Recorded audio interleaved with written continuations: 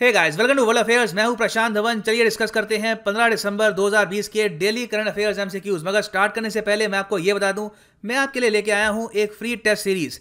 जो भी क्वेश्चंस इस एमसीक्यू सीरीज में आपको मिल रहे हैं, इसी की हमने बना दी है एक बहुत ही इंपॉर्टेंट टेस्ट सीरीज। इससे होगा क्या, जो भी इंफॉर्मेशन हम यहाँ पे डिस्कस करते हैं, आप इंश्योर कर सकते हैं कि आपका माइंड प्रॉपरली इसको मेमोराइज कर रहा है। आपको करना यहाँ पर यह है कि कमेंट सेक्शन में जो पिन्ड एक लिंक है वहां पे क्लिक कर दो, एक कोड डालो PD10, और ये जो टेस्ट सीरीज है इसमें आप खुद को एनरोल कर लोगे। और ये टेस्ट सीरीज आपको मिलेगी after every 3 to 4 days. 30 question आपको मिलेंगे हर टेस्ट सीरीज में। और अगर आप यहाँ पे अच्छा परफॉर्म करते हैं, if you are among the top 3, तो यहाँ पे आपको मिलेगा एक Amazon का गिफ्ट वाउचर। और वैसे आज के लिए मैं आपको ये बता दूं कि ये टेस्ट सीरीज मेरे स्टार्ट तो होगी 15 दिसंबर से, मगर जो लिंक है ये एक्टिव हो जाएगा फ्रॉम 11 AM। ठीक है, 11 बजे ये लिंक एक्टिव हो जाएगा। उसके बाद आप एनरोल कर सकते हैं इस टेस्ट सीरीज में।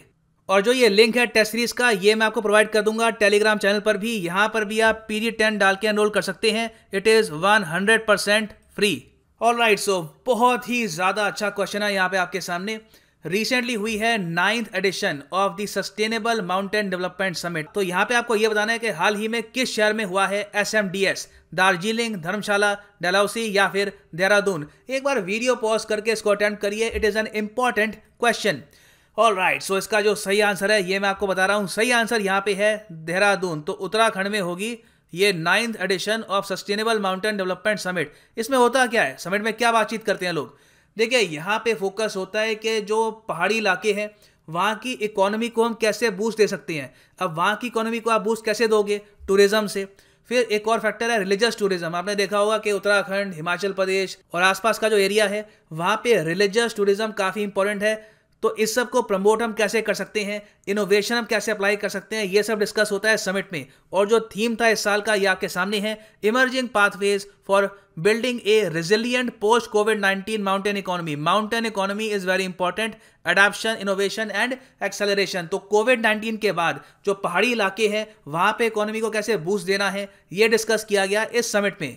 चलिए आगे बढ़ते हैं नेक्स्ट क्वेश्चन की तरफ। रिसेंटली इंडिया ने डोनेट किए हैं $2 मिलियन टू UNRWA।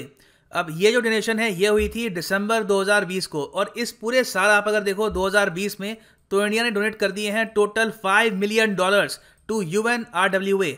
अब ये बेसिकली किस चीज़ से एसोसिएटेड है? UNRWA इनमें से किस एस्पेक्ट पर फोकस करती है ये आपको बताना है। आपकी ऑप्शंस हैं। फिलिस्तीन स्टेट पर ये फोकस करती है, जो रूरल एग्रीकल्चर है अफ्रीका में उस पर ये फोकस करती है, सेंट्रल एशियाई जो देश है वहाँ पे पढ़ाई लिखाई एजुकेशन पे फोकस करती है, या फिर ये फोकस करती है रिलीफ वर्क पर इन अफगानिस्तान। वेरी इंपॉर्टेंट क्वेश्चन, एक बार वीडियो पॉज करके अटेम्प्ट कर लो। यहाँ पे जो सही आंसर है ये है पैलेस्टीन स्टेट। इवन दो आज के समय इंडिया के जो रिलेशंस है विद इजराइल इंप्रूव हो रहे हैं, मगर इंडिया ने कभी भी पैलेस्तीन को डोनेशन देना बंद नहीं किया। यह आप कह सकते हैं महानता है इस ग्रेट कंट्री की। और यहाँ पे आप देखेंगे DD का आर्टिकल है, India contributes $2 million to UNRWA।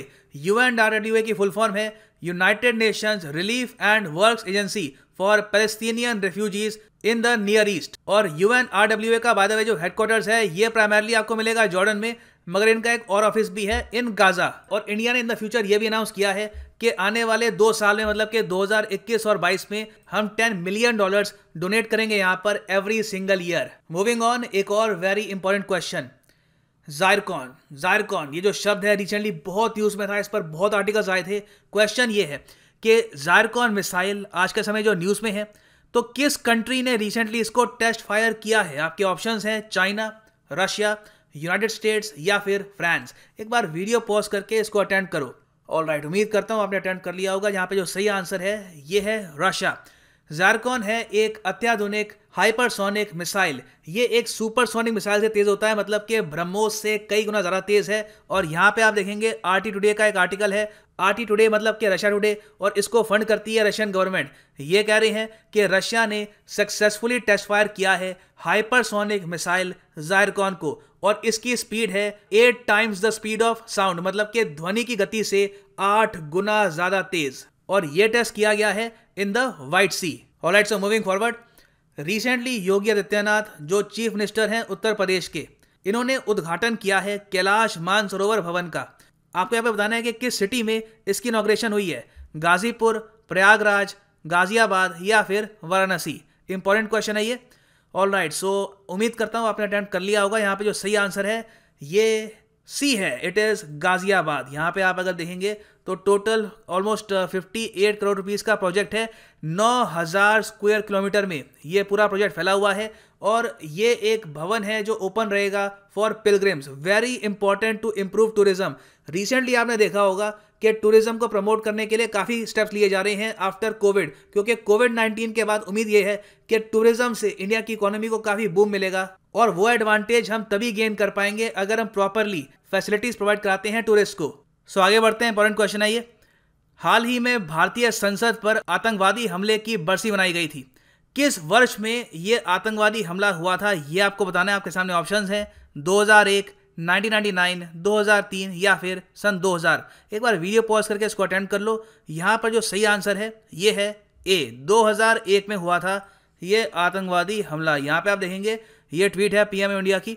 PM Narendra Modi paid tribute to the brave men and women who were martyred while protecting the Parliament of India during 2001 Parliament terror attack. और जिन संगठनों ने ये अटैक किया था ये थे लश्कर तैयबा और जैश ए मोहम्मद, दोनों पाकिस्तानी बेस्ड टेरर ऑर्गेनाइजेशंस। इन संगठनों ने 5 आतंकवादी भेजे थे यहाँ पर इंडियन पार्लियामेंट पर अटैक करने के लिए और पांचों के पांचों जो आतंकवादी हैं यहाँ पर मारे गए थे thanks to the bravery of the security forces in the Parliament. और जो एग्जैक्ट डेट है इस अटैक की ये है 13 दिसंबर 2001। तो आजकल न्यूज में है, make sure to remember the facts. आगे बढ़ते हैं। हाल ही में पीएम नरेंद्र मोदी ने Federation of Indian Chambers of Commerce and Industry मतलब के फिक्की की 93rd एनुअल जनरल मीटिंग को इनॉग्रेट किया है। आपको बताना है कि फिक्की की 93rd एनुअल जनरल मीटिंग का थीम क्या है। आपके सामने ऑप्शंस हैं inspired India, building new India, Indian business in a new India या फिर road map to a $5 trillion economy. एक बार वीडियो पॉज करके इसको अटेंड कर लो। ऑलराइट, सो यहाँ पे जो सही आंसर है ये है ए, इंस्पायर्ड इंडिया। यहाँ पे आप देख पाएंगे ये फिक्की की एक ट्वीट है। Honourable prime minister Narendra Modi addressed FICCI 93rd annual convention on the theme inspired India. Moving on, आज के समय इंडिया और कतर के संबंध काफी हद तक न्यूज में हैं क्योंकि इंडिया और कतर ने मिलकर बनाई है एक एनर्जी टास्क फोर्स जिसके अंडर बहुत सी इन्वेस्टमेंट की जाएगी एनर्जी सेक्टर में ऑफ इंडिया। तो आपको यहाँ पर यह बताना है कि इंडिया और कतर का जो नौसेना युद्ध अभ्यास होता है इसका नाम क्या है। आपके ऑप्शंस हैं कौनकान, वरुणा, जाइर अल बहर या फिर नसीम अल बहर। टफ क्वेश्चन है, जो अच्छे से जिसने पढ़ रखा है ये वही इसको आंसर कर पाएगा, मगर एक बार वीडियो पॉज करके इसको अटेंड करिए।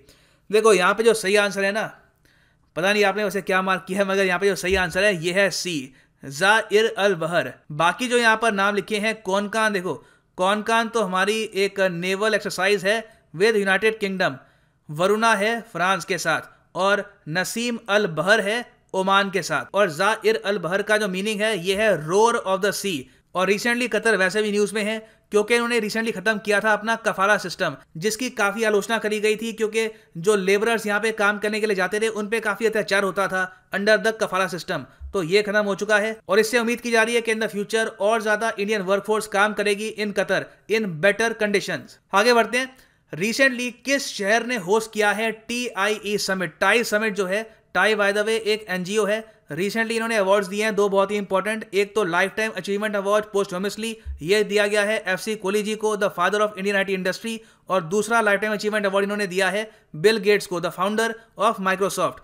तो जो ये समिट है जहां पे इन्होंने अवार्ड दिए हैं, ये समिट कहां पे हुआ था, किस शहर में हुआ था, ये आपको बताना है। तो एक बार वीडियो पॉज करके इसको अटेंड कर लो। नाउ यहाँ पे जो सही आंसर है ये है हैदराबाद। ऑल्दो जो ये पूरा समिट है ये हुआ था वर्चुअली और यहाँ पे वाइस प्रेसिडेंट हमारे कई मिनिस्टर्स गए थे, तो it was a very important summit. इस पर यहाँ पे आप देखेंगे वेंकैया नायडू जी ने ट्वीट किया है। सो ये समिट तो हुआ था वर्चुअली मगर जो होस्ट सिटी था इट वाज हैदराबाद। आगे बढ़ते हैं। वेरी इंपॉर्टेंट क्वेश्चन, बहुत ही इंपॉर्टेंट क्वेश्चन है फॉर एनी एग्जामिनेशन। ऑलराइट, यहाँ पे आपसे पूछ रहे हैं स्वाधीनता सड़क। स्वाधीनता सड़क जो आजकल न्यूज में है ये किन दो देशों के बीच में बनाई जाएगी? आपके ऑप्शंस हैं नेपाल और भारत, भूटान और भारत, बांग्लादेश और भारत या फिर पाकिस्तान और भारत। एक बार वीडियो पॉज करके इसको अटेंड कर लो।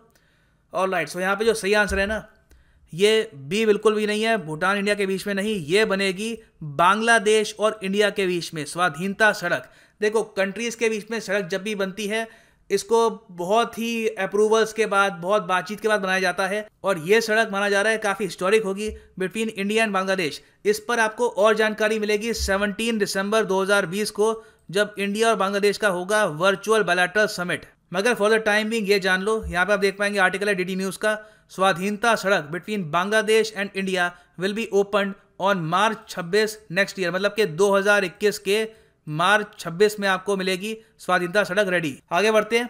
देखिए, इथोपिया एक ऐसा देश है जो आजकल बहुत न्यूज़ में है बिकॉज ऑफ तिग्रे कॉन्फ्लिक्ट। तिग्रे एक रीजन है इथोपिया में, वहाँ के लोग बगावत कर रहे हैं अपनी सरकार के खिलाफ। और इथोपिया के जो प्रधानमंत्री हैं आज के समय एबी अहमद, जिन्हें नोबेल पीस प्राइज से भी सम्मानित किया जा चुका है, ये आज के समय अपने ही लोगों पे बॉम्बिंग कर रहे हैं ताकि वो अपने देश से बगावत ना कर दें। तो यहाँ पे आपको बताना है कि इथोपिया से रिलेटेड जो 2 स्टेटमेंट्स हैं, इनमें से कौन सी सही है, कौन सी गलत है। पहली स्टेटमेंट ये कहती है कि इथोपिया एक लैंड लॉक्ड देश नहीं है। सेकंड स्टेटमेंट ये कहती है कि एडिस अबाबा जो कैपिटल है इथोपिया की, यहाँ पे आपको मिलेंगे हेडक्वार्टर्स ऑफ अफ्रीकन यूनियन। जैसे कि यूरोपियन यूनियन है, वैसे एक अफ्रीकन यूनियन भी है, मगर काम करने का जो तरीका है दोनों का काफ़ी डिफरेंट है।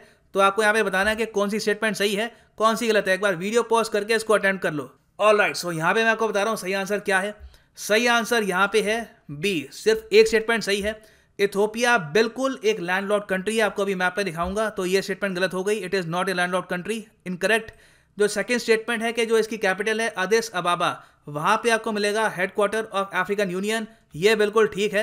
एडिस अबाबा में बहुत सारे इंपॉर्टेंट ऑफिसेज हैं, for example United Nations economic commission for Africa, इसके हेडक्वार्टर्स आपको मिलेंगे इन एडिस अबाबा। उसके अलावा अफ्रीकन स्टैंड बाय फोर्स और वेरियस अदर ग्लोबल एनजीओज के जो हेडक्वार्टर्स हैं, ये आपको मिलेंगे इन एडिस अबाबा। और Ethiopia by the way part है of the Horn of Africa region. और recently Ethiopia by the way news में इसलिए भी था क्योंकि सूडान देश के प्रधानमंत्री गए हैं इथोपिया, ताकि ये यहाँ पर पीस कायम कर पाएं और लोगों को समझा पाएं कि आपस में वो ना लड़ें।